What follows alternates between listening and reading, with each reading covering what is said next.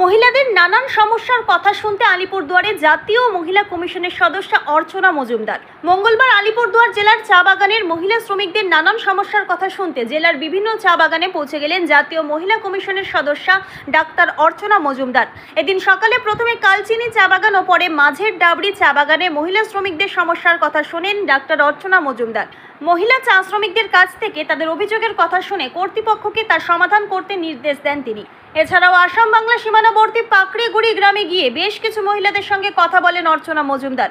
প্রসঙ্গত উল্লেখ্য, গত বছর ডিসেম্বর মাসে পাকড়িগুড়ি গ্রামে মাদক বিক্রির বিরুদ্ধে লড়াইয়ে নেমেছিলেন গ্রামের মহিলারা, কিন্তু প্রভাবশালী মাদক কারবারি তার কারবার সে সময় বন্ধ হয়ে যাওয়ায় গ্রামের মহিলাদের বিরুদ্ধে থানায় অভিযোগ করে। সেই মামলায় এখনও আদালতে হাজিরা দিতে হচ্ছে গ্রামের বহু মহিলাকে।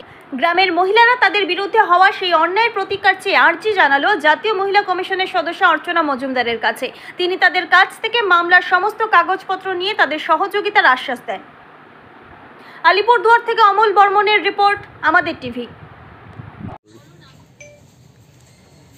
গতকাল রাতে আমার কাছে খবরটা আসে যে এই গ্রামে এরকম একটি ঘটনা, যে এই গ্রামেরই কোনো বাসিন্দা, তারা এই মাদক চক্রের মধ্যে জড়িত, তারা এই ব্যবসাটা করে এবং তার ফলে এই গ্রামের যত যুবক এবং উঠতি বয়সী যেসব ছেলেমেয়েরা এবং মানুষেরা এখান থেকে নেশাগ্রস্ত হয়ে পড়ছে, পুরো গ্রামের পরিবেশ নষ্ট হচ্ছে, প্রত্যেকে অশান্তির মধ্যে আছে। তারা এর প্রতিবাদ করে তাদের উপর উল্টো ফল হয়েছে। ফলটা যদিও খুব ছোট ঘটনা, কিন্তু এটা একটা সামাজিক উদ্বেগের বিষয়। একটা সমাজ, একটা জায়গা, সেখানে এইরকম পাড়ার ভেতরে এই কাজগুলো ঘটছে এবং আমাদের সরকার যেখানে এত রকমের ব্যবস্থা নিয়েছে, এখানে নিশ্চিন্তে চোখ বন্ধ করে এইসবগুলো হচ্ছে এবং একটা শ্রেণী তাদের মদত দিচ্ছে। তার ফলে এই ব্যবসাটা রমরমা করে চলছে। এরা সাধারণ সহজ সরল গ্রামের মানুষ, এরা প্রতিবাদ করেছে, এরা ড্রাগ পেডলারকে ধরিয়ে দিয়েছে এবং তাদের মালুম সব কিছু সমেত, প্রমাণ সমেত, তাদের খদ্দের সমেত তারা করিয়েছে। এরা নিশ্চিত ছিল যে এভাবে আমরা এই অ্যাকশনের ফলে এই লোকগুলো ধরা পড়েছে আর এখানে ড্রাগ বিক্রিও হবে না এবং ছেলে মেয়েদের ঘাট থেকে একটা জিনিস নামবে।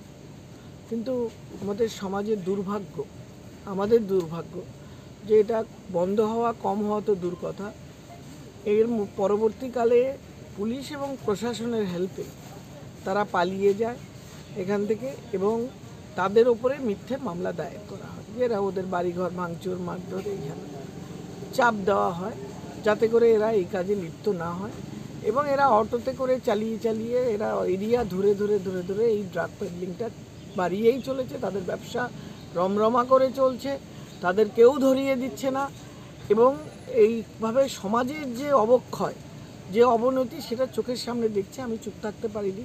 ছোট ঘটনা হলেও এই ধরনের ঘটনা বন্ধ হওয়া উচিত বলে মনে করি এবং কমিশনের তরফ থেকে আমার এই মহিলাদের পাশে দাঁড়ানোটা আমার ধর্মকর্ম। তাই আজকে এসছি, কাগজপত্র যা পেয়েছি নিয়ে যাচ্ছি, যা করার করব, যেখানে করতে হয়। জানি না কত দূর প্রমাণ এবং কাগজ পাবো, কিন্তু একটা লোকালিটির ভেতরে, একটা সামাজিক ব্যবস্থার ভেতরে এইভাবে ড্রাগ কেবলমাত্র আর্থিক লাভের জন্য একটা সমাজের যুব সম্প্রদায় বা অন্যান্য মানুষকে নেশাগ্রস্ত করা এবং পুলিশ প্রশাসন দেখেও না দেখা, কোনো ব্যবস্থা না নেওয়া, যেই ছবিগুলো আমি দেখলাম, এটা অত্যন্ত চিন্তার বিষয় এবং আমার মনে হয় আমাদের প্রত্যেকের সামাজিক মূল্যবোধ এবং আমাদের নিজেদের ভালো যদি নিজেরা চাই, এগুলোকে অবিলম্বে বন্ধ করে অন্তত পাড়ার মধ্যে, গ্রামের মধ্যে মানুষ যেখানে বিদ্রোহী হয়ে উঠেছে, এদের সুরাহা হওয়া উচিত এবং এনাদের মিথ্যা মামলা থেকে এদের মুক্তি দেওয়া উচিত।